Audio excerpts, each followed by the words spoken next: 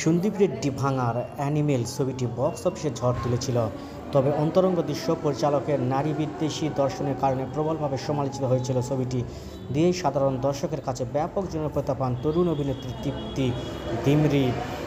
সেটা এতটাই যে ইন্টারনেট মুভি ডেটাবেস বা IMDbর জরিপে দীপিকা পাড়ুকোন শাহরুখ খানকে পিছিয়ে ফেলে 2024 সালে সবচেয়ে জনপ্রিয় তারকা নির্বাচিত হন।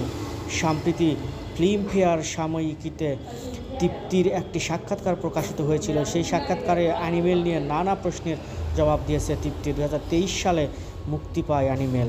বক্স অফিসেও দারুণ সাফল্য পেয়েছিল ছবিটি, তবে সাফল্যের সঙ্গে এই ছবির ভাগ্য জুটেছিল প্রচুর সমালোচনাও। অনেকের মতে অ্যানিমেল উগ্র পুরুষের আফসালন, কিন্তু তৃপ্তির চোখে ছবিটি ঠিক কেমন?